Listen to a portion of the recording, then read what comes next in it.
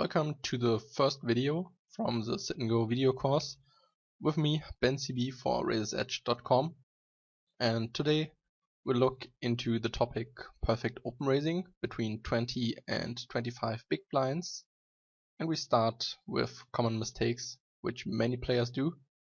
After that we'll talk about the principle of perfect open raising, and we'll look which factors affect our open raising range. And after that we'll construct some ranges together from the different positions, and we'll do this with actual example hands. Before we start, I will tell you something why I think this topic is so important and why this is an underrated topic. Open raising is normally a very boring topic, but I tried to do it as practical as possible, and I think it is underrated because many players look at the end of an arrow chain. So when they had a tough hand or a tough decision on the turn or on the river, then they look if this hand is a call, a fold, or a raise. But many players are blind because they open raise preflop too loose, and so they take themselves in tough spots and they play those spots then minus EV. Often these are marginal mistakes, but about a long period of time it sums up, and so this costs you a lot of money, and you don't recognize these spots when you don't concentrate on this topic. So many players put no value in this when they review or learn new content, that you need a solid basis also in the early game. When you play disastrous ranges, it runs like a thread through the whole sit and go, and it is very difficult to beat those games nowadays. And I see this problem in the highest stakes also, that they play disastrous ranges. So when you want to play sit and goes long term and you want to beat the sit and goes, then you should start with the fundamentals. Even when you think that you are an experienced player, you should start with open raising, and maybe some mistakes have slipped in. Then you are well prepared.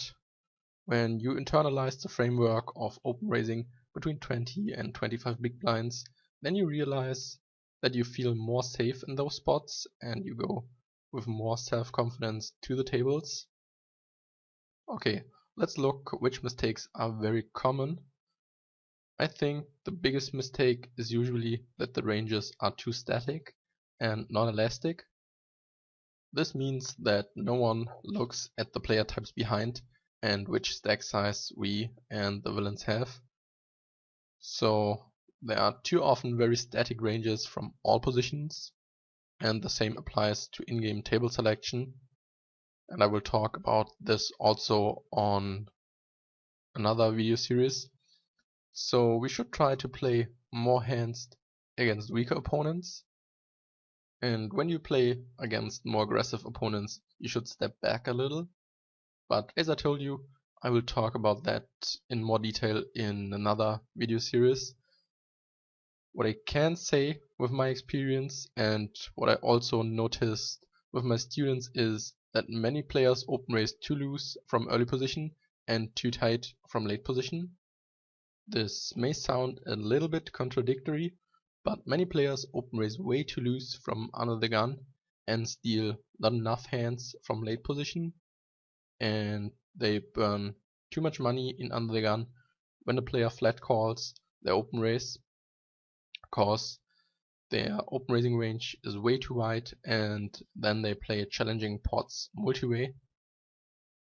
And you can make these spots more simple when you concentrate on this topic.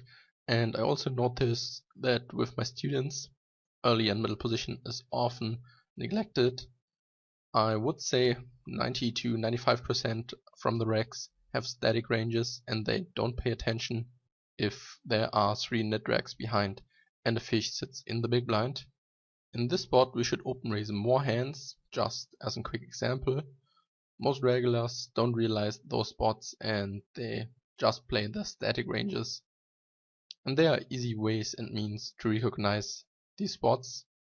As I told you earlier, many sit and go players come from a furring background, and they learned that they have to play very good in the push or fold stage. Especially when the players review their game or do content, they concentrate very often on push or fold spots. And many players are very strong in the push or fold stage and make just a few mistakes, but they have leaks in other categories. So they have leaks post flop or in the topic we discussed today. So look that you set your priorities right when you review your game.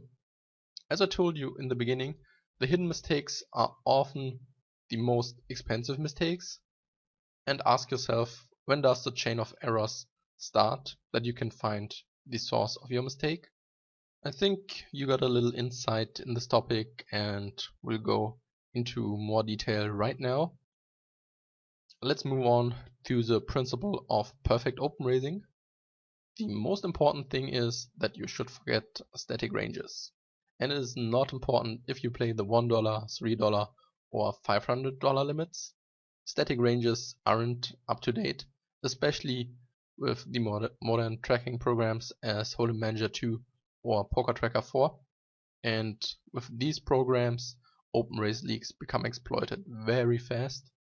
Even at the lowest limits, most regulars have a tracking software, and you should be aware of this fact. Your goal should be that you adapt your open raising ranges on the players behind or on the blinds. You should try to capture the situation, and important stats in this case are VPIP, PFR, 3bet and fold to c-bet. And we talk later in more detail about the fold to c-bet stat. You should not be afraid that you have to learn some ranges from memory. It is often basic thinking what you have to learn. It's more or less a thought process that you have to appropriate, that you're committing only a few errors. This is not about the perfect open raising range in every spot. It's about to make better adaptations than you did in the past, and that you decrease your mistakes. I put two very basic examples on this page. This should show you what I mean when I talk about elastic ranges. We sit in a middle position and we have on the cutoff and on the button two maniacs, and in the blinds are two regulars. In game, our view has to go to the weaker players first. When they are in position, we should open raise tighter, and when they sit in the blinds, we should open raise looser. In this case, in the blinds are two regulars, and we don't want to play many hands against them unless we have specific reads, but that's another topic. The weak player sits on the cutoff and on the button, and both players are maniacs, so we should open raise very tight, something around 15% range I think, maybe even 16 or 70%, but I just want to clarify this point for you, how much your ranges should vary. In the second example, there are two nits on the cutoff and on the button. We could also say that there are two regulars behind, and in the small blind and in the big blind is a fish, and of course we want to play more hands against those opponents. So in this situation we want to open raise very loose, something around 36%. We could change the example a little bit. So when there's an aggressive regular on the button, we should only open raise around 30% range, and so on.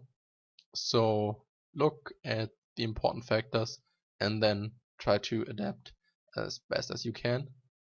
When we talk about factors that affect our open raising range, we have to distinguish players behind us and players in the blinds.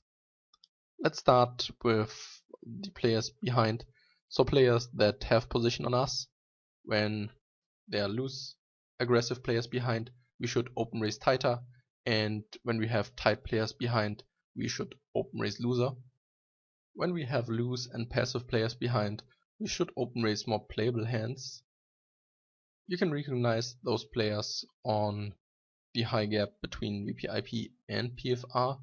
So for example, if they play 40-10 or 50-10 or 30-12, These are usually passive players.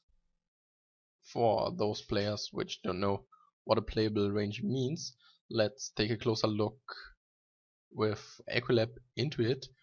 Let's assume we are sitting in middle position and we have two calling stations behind. Then I would open raise this 15% range, and you see that all hands have a very good playability post flop. We could add some playable hands when we knew that the blinds are tight. Then we could raise 16-17%, but this should just be an easy example. If you have a solid sample size on a passive player and you see that the fold to c-bet stat is very high, so everything over 50%, then you can open raise loser cause you can take down the pot on the flop very often. When we look at the blinds and there are tight racks or fish, we should open raise loser, and against aggressive racks or against an aggressive fish we should open raise tighter, and we should open a blocker range. When we look at this range in comparison to the playable range, let's say we sit on the cutoff and we knew that the blinds are very 3-bet active and they don't flat call very often. And that's also important when our stack falls below 20 big blinds. When the flatting probability decreases, we should pay attention to open raise more blocker hands. So all broadways, cause they block the strong pocket pairs, and we can raise call pocket fives against aggressive opponents, and against very aggressive opponents we can raise call pocket fours as well. As you can see, our range is high cut heavy, cause we open raise so many king x and ace x hands. Now I'd like to talk about constructing our ranges. At first I'll give you a basic structure that you knew what hands you can open raise from which position, but this should just be a basic structure. I will not give you charts and you shouldn't print it out. Depending on our structure we just have to think if we want to open raise loser or tighter. This depends on your post flop skill as well. If you feel very good about your post flop play, you can play somewhat loser, and if you notice that you have some difficulties with your post flop play, you should open a little bit tighter. Okay, now we have under the gun, middle position, cut off button, and the small blind.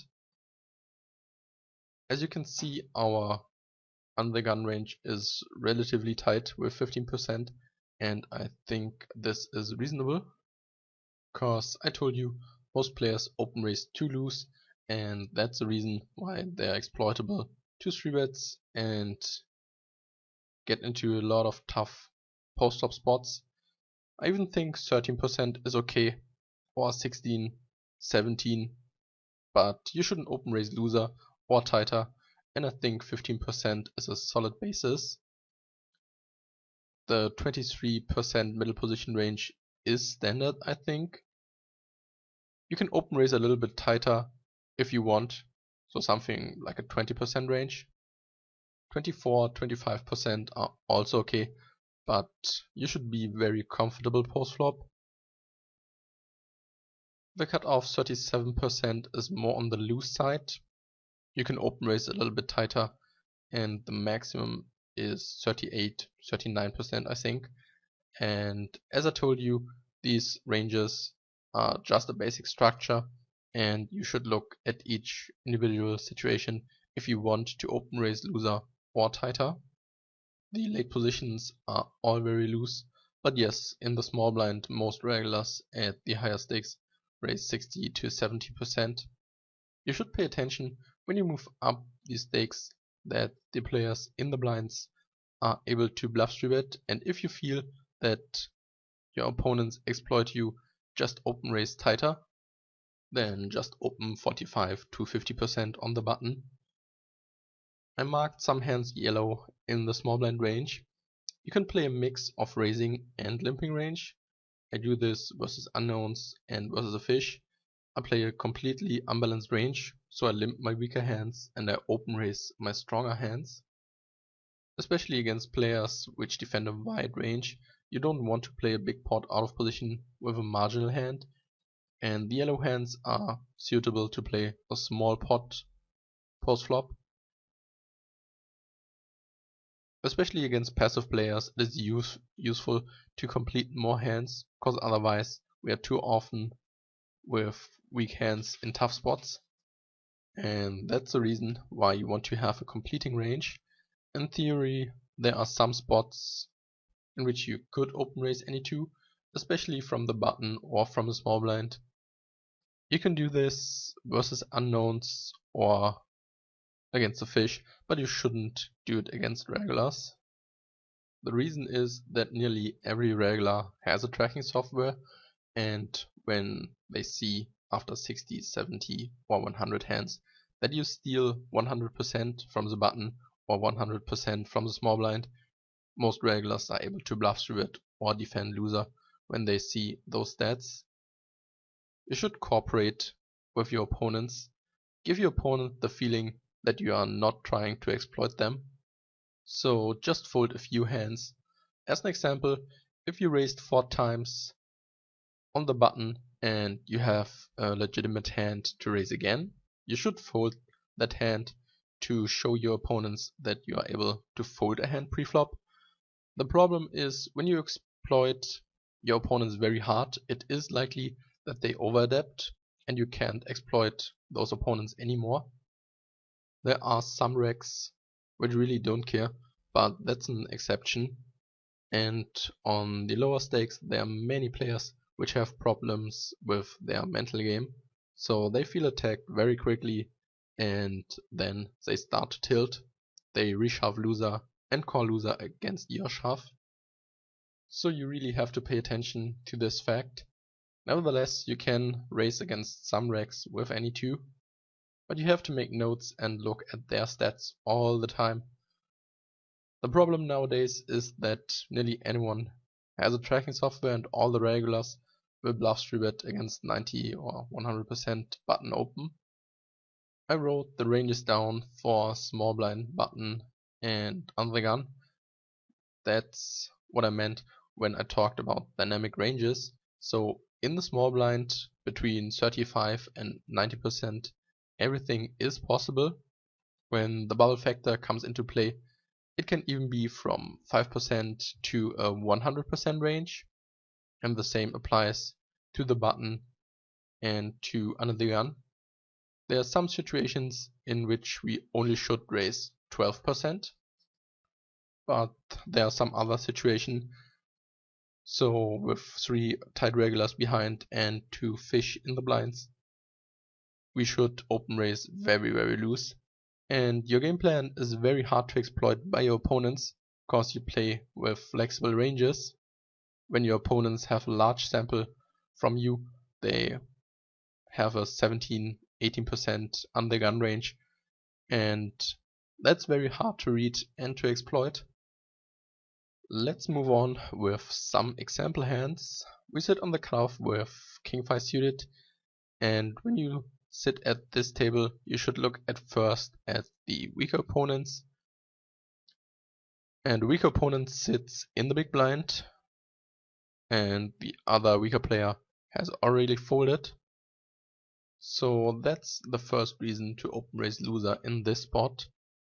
The button is a regular and he's more aggressive than tight, but he's not over aggressive. And that's the reason why I wouldn't open raise super loose in this situation. This is our standard cut-off open raising range, and I would add some hands in game to play more hands against the weak opponent in the big blind. And I would open raise 3, 4 or 5% more hands in this situation, because the big blind will do many mistakes post flop. So I think this 42% range is reasonable. When the button is a very aggressive 3-better or calling station, then I would play my standard cutoff range. When the big blind is another regular and the button is an aggressive regular, then I would open raise a tighter range in this spot. You should always look for the weaker players at first, and after that you should look at the button. What is his playing style? When you sit in middle position, your next task is to look at the cutoff. If you practice this, you will automate the sequence. Let's move on to the next example. Okay, at first we look at the weaker opponents and we see there are only regulars behind us. The next step is the view to the button, cause he has position on us. He has normal stats and normal through-bet frequencies for this limit. Every limit has its own tendencies. Maybe for your limit 9.9% through-bet is very high. The HUD is very basic cause we don't need more stats for this video. We have VPIP, PFR, aggression factor and 3-bet.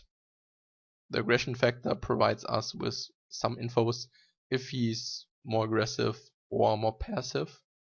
So okay, the next step is to look at the big blind, and he is a very tight big blind. The cutoff is tight as well, and the small blind looks very aggressive, but we only have 34 hands so far, and it could just be variance. So we have 3 players with enough sample size that gives us a reason to open raise loser. And I would certainly deviate from my 23% range. I think I would open raise 28%, maybe even 30%. That's a very good spot to see when you can open raise very loose from middle position. When the button and the cutoff are very aggressive regulars, I would decrease my range to something around 18-19%. Let's move on to the next hand. We have 9 suited in Under the Gun, and at first we try to find the weaker opponent. And in this case, the weaker opponent is the big blind, so we are often in position against this player. The button is a normal regular, and he is able to bluff 3-bet, but he don't gives us a reason to open raise tighter. The same applies to the cutoff. I would raise a little bit looser. The regulars behind are no nits, so I would open raise just a few hands more, cause the big blind is a weak opponent. When we take this 15% as a basis, I would add a few hands to play against the big blind. And I think we can increase the range by 2 or 3%. This is reasonable. In this spot we should add hands with a good playability, cause the big blind will flatten many hands, cause he gets very good odds. So we shouldn't add ace x hands. You should be aware how you construct your range. And let's move on to the next hand. We have king 6 offsuit in the small blind, and the big blind is a maniac. I have a note that he shoves 6-5 offsuit from the button, so the stats and my notes tell me that he really is a maniac player type. And now we have the option to fold, raise, to complete, or to shove. I think we shouldn't shove. It's a marginal Nash shove with plus 0.14, but he is able to do the one or another maniac call, and then our shove becomes very marginal. So at best our shove is marginal, and if he does some sick calls with 6-7 or 9-7 suited, our shove becomes break even, and we don't want that. So open raising is not a good option either.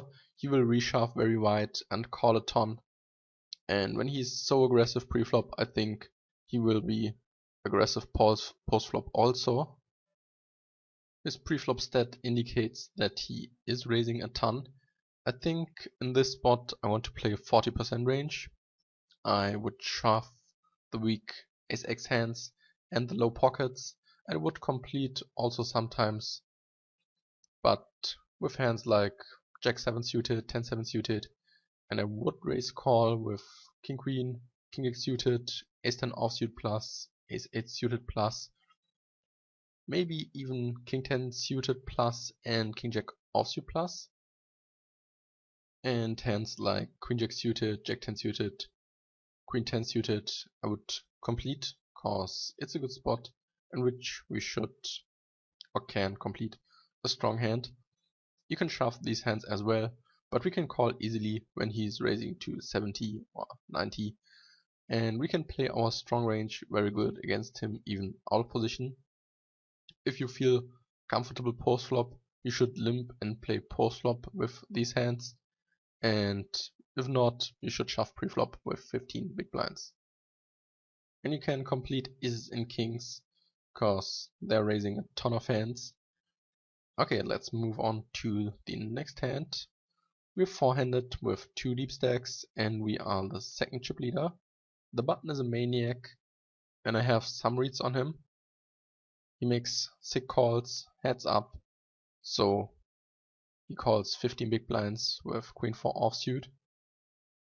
And he open raised 5x on the button with 9-6 offsuit, and then calls off against a reshove. So he's really a sick maniac, and I want to show you how tight we should raise in this spot. When we take a closer look into hold'em resources, we see that we have to open raise very tight, just 28%, and when we look at the hands, we see that most hands are very marginal. Okay, and now we increased the 3-bet range from the button, and I think that's realistic. I mean, he doesn't have to shove, he can bluff 3-bet, and I think he will 3-bet more than 27%. So we have a very tough spot, and in the blinds are 2 regulars, and yes, I think they'll reshove this range. They have a 16 and 18% 3-bet range, and I think in the long run their 3-bet range with something between 15 and 20%. And as you can see, we have to open raise very tight in this spot. And these spots are not that uncommon. Most players see that spot. Let's say we are raising 28% by default. And some players will fold some hands when they realize this spot.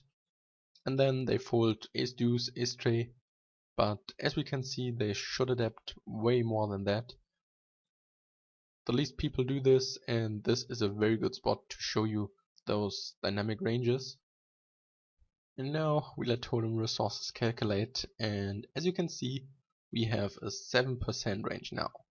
And I think the fewest people are aware that these spots exist. And we haven't included his calling range in this spot, so he can make our life very hard post flop.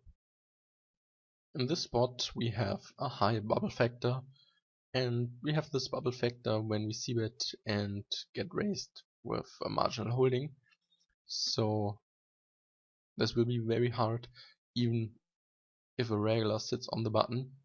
He can bluff 3-bet a ton as well, so don't burn too much money in this particular spot. Let's move on to the next hand. We have ace 3 suited in the gun, and at first we look for the weaker players at our table.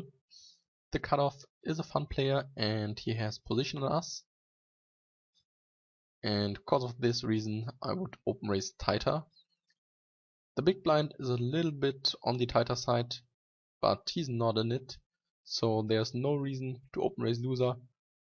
Quite the contrary is the case, cause a fun player has position on us. I would open raise tighter. I would fold the weaker suited aces and maybe 9-8 suited, so between 12 and 13% range. Okay, next hand we have pocket threes on the cutoff, and we search for the punt player. So in the blinds are 2 regulars, and the button is a weaker player. So this is a spot to open raise tighter. You can't see it on his stats right now, but I have some notes on him, and he is a maniac. I think the reason is that I only use the filtered stats, and he is 50 big blinds deep. I think this is the case why he has normal stats. From the cutoff I would open raise 23-24%, and as I told you, in the blinds are 2 normal regs, not too tight, not too loose also. They 3-bet 10 and 9.9%. When they have only 3-bet stats of 7 or 8%, I would open raise 25-26%. It is important to get a feeling for those spots, and in-game you don't have to worry that you need a long time. When you trained a bit, you just need a second or a half for this, so you know very fast that you should open raise looser or tighter or very tight. Okay, so we are almost done with the first video. This video was a little bit theory heavy in comparison to the other videos, and you may think that this video is very simple, but it's so important for your game. Solid preflop ranges are the basis for every successful poker player. Sure, there are some players with a very extravagant playing style. Those players will always be around. So don't exaggerate with exploits, especially against other regulars. I should wrote this fact down. You should give them the feeling that you're not trying to exploit them. So when you open raise 80 or even 90%, you exploit your opponents enough. So play with elastic ranges and don't print out charts and play static ranges. As I told you, this sounds very boring and simple, but that's not the truth. Maybe when you got it, it's simple, but you should invest some time in it to understand everything. And you have to train these spots. That's the reason why so many people make mistakes in those spots. Often the mistakes are very little when we look at the EV when you open raise a wrong hand, but the problem is that those situations occur very often, so over a long period of time you're losing a ton of money. And if you raise the wrong hands preflop, you have postflop problems as well. You play against dominated ranges and lose a ton of non-showdown value, and most sit and go players aren't aware of this fact. The problem is that you c-bet very frequently and are lost on the turn, so you have tough spots on the turn and have to check fold too often.